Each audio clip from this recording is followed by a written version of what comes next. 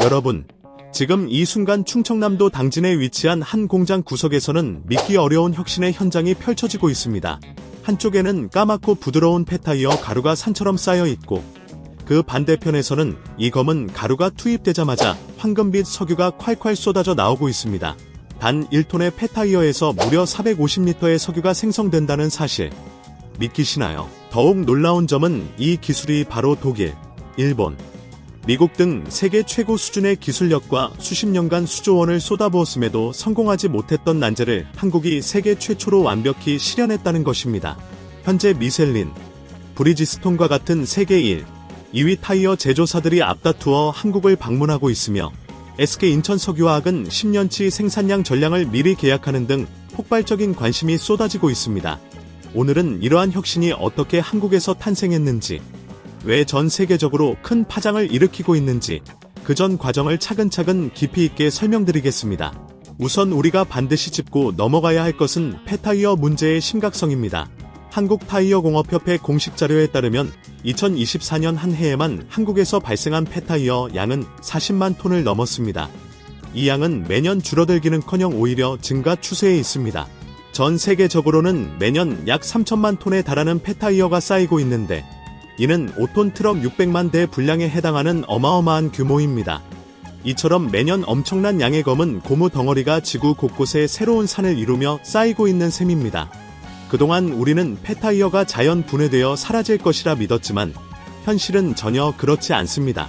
현재 지구상에는 약 40억 개가 넘는 폐타이어가 방치되어 있고 2030년이면 이 숫자가 50억 개를 훌쩍 넘을 것으로 전망됩니다.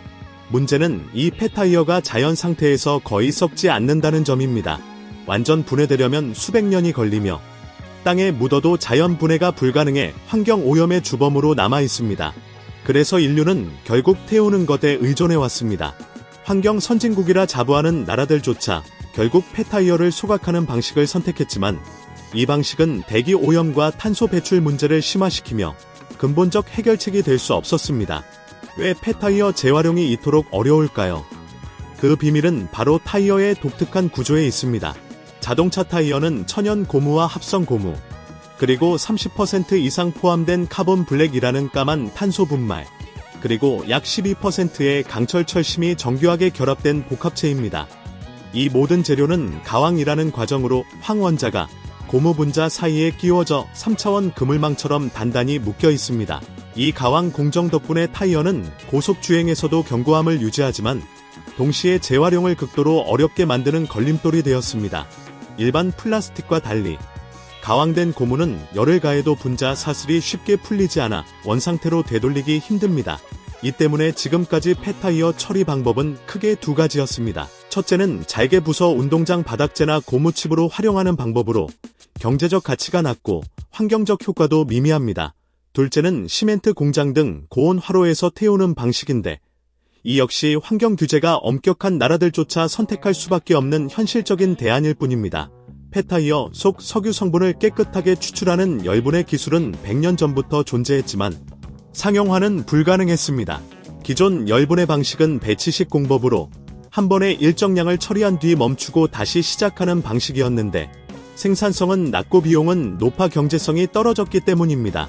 독일, 일본, 미국의 수십 년간 수조원 연구 투자에도 불구하고 성공하지 못한 이유입니다. 하지만 2017년 한국의 스타트업 LD카본, LD카어번, 이 난제를 깨뜨렸습니다. 경북 김천의 작은 공장에서 시작한 이 회사는 기존 배치식 방식을 완전히 뒤엎고 연속식 무산소 열분해 공법을 개발했습니다. 이 공법은 400도에서 600도 사이 온도를 1도 오차 없이 24시간 연속 유지하며 산소 없는 환경에서 고무 분자 사슬을 완벽히 분해합니다. 컨베이어 벨트처럼 폐타이어를 연속 투입해 생산성을 극대화했고 부산물인 차르 문제도 2차 열분해로 해결했습니다. 이 혁신 덕분에 1톤의 폐타이어에서 450리터의 황금빛 열분해유와 300kg의 재생 카본 블랙이 생산되며 총 재활용률은 98%에 달합니다. 부산물도 고순도의 카본 블랙과 철심으로 완벽히 분리되어 자원으로 재활용됩니다. 여기서 카본 블랙의 중요성도 짚어야 합니다. 타이어의 30% 이상을 차지하는 카본 블랙은 강도와 내구성을 부여하는 핵심 소재입니다. 기존 생산 방식은 석유나 천연가스를 1500도 이상 고온에서 불완전 연소시켜 만들기 때문에 연간 약 4200만 톤의 탄소가 배출되고 경제적 손실도 10조 원 이상에 달합니다. 반면 에디카보니 기술은 폐타이어에서 직접 고품질 카본 블랙을 재생산해 탄소 배출량을 최대 90%까지 줄였습니다. 생산된 재생 카본 블랙은 입자 크기까지 정밀 조절되어 신제품과 거의 차이가 없어 산업적 가치도 뛰어납니다.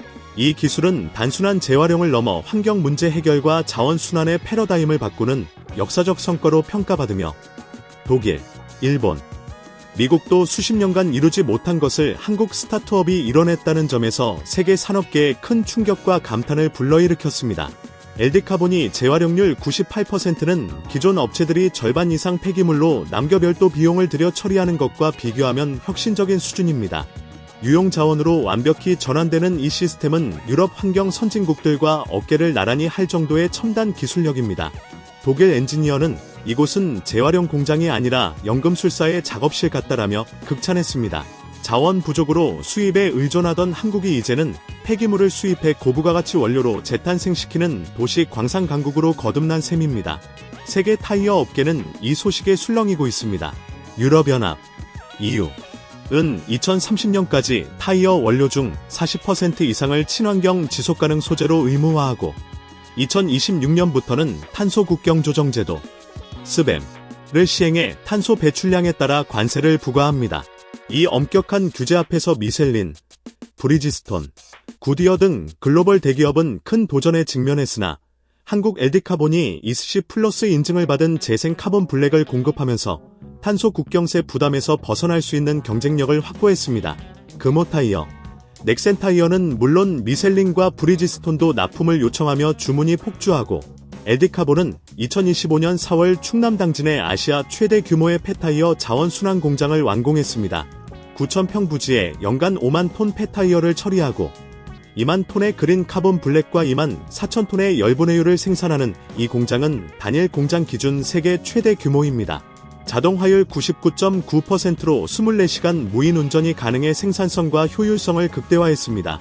대기업과의 협력도 활발합니다. SK 인천석유화학은 10년간 생산 열분해유 전량을 구매하기로 했고 현대오일뱅크는 한국타이어와 한국형 블랙사이클 컨소시엄을 구성해 폐타이어 수거부터 생산, 정제, 재활용까지 전 과정을 체계적으로 관리하고 있습니다.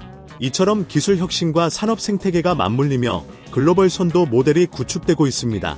이야기는 여기서 끝나지 않습니다.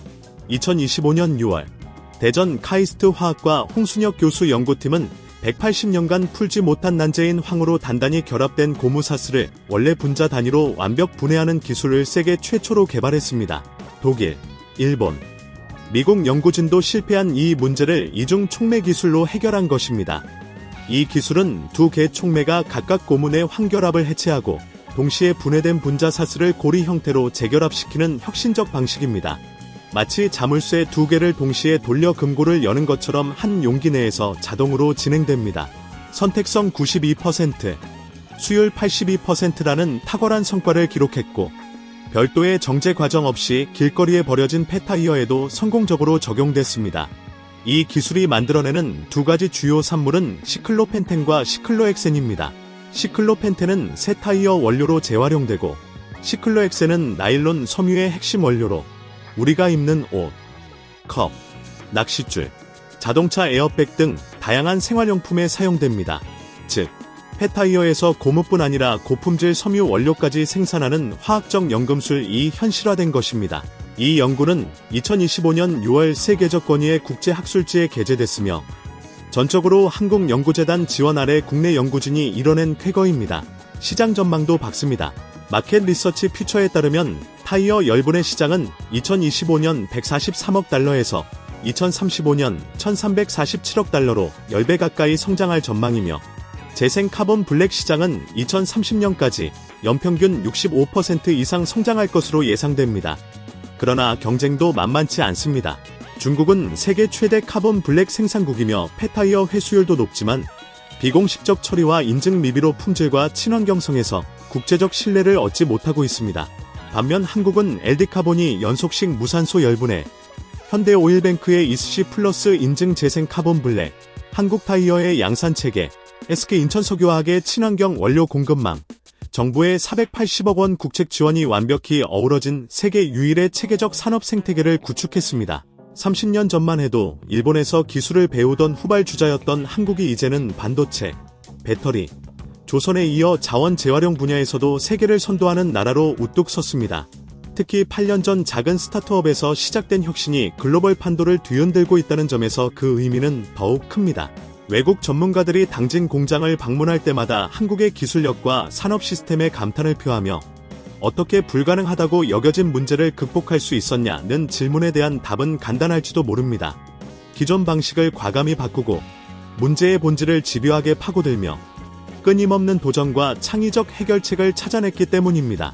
배치식 공정을 연속식으로 전환하고 부산물 문제를 2차 열분해로 해결했으며 자동 화율을 99.9%까지 끌어올리고 황결합 해체는 이중 촉매로 완성하는 등 모든 난제를 한 단계씩 극복했습니다. 여러분, 매년 40만 톤씩 쌓이던 검은 폐타이어 산더미가 이제는 황금 노다지로 변하고 있습니다. 이 혁신 과정은 단순한 경제적 이익 창출을 넘어 이산화탄소 감축, 외화 절약, 일자리 창출, 글로벌 시장 선점 등 다방면에서 긍정적 파급 효과를 내고 있습니다. 자원 부족으로 외부에 의존하던 나라가 세계가 버린 폐기물을 수입해 고부가가치 원료로 재탄생시키는 도시 광산 강국으로 거듭난 것입니다. 독일, 일본, 미국도 이루지 못한 이 업적을 한국이 충남 당진의 한 공장과 대전 카이스트 실험실에서 이뤄냈다는 사실은 우리 모두가 자랑스러워해야 할 일입니다. 앞으로 5년, 10년 후에는 우리가 일상에서 만나는 대부분의 타이어가 한국산 재생 원료로 만들어질 가능성이 큽니다. 더 나아가 우리가 입는 옷의 나일론 섬유 한 가닥에도 한국 기술이 스며들어 있을지도 모릅니다. 폐타이어가 새 타이어로, 나일론 옷감으로 다시 환생하는 시대. 그 미래를 한국이 직접 열어가고 있다는 점을 꼭 기억해 주시기 바랍니다. 오늘도 끝까지 시청해 주셔서 진심으로 감사드리며 앞으로도 한국의 흥미롭고 자랑스러운 혁신 이야기를 계속 전해드리겠습니다. 여러분 모두 건강하시고 행복한 하루 보내시길 기원합니다. 감사합니다.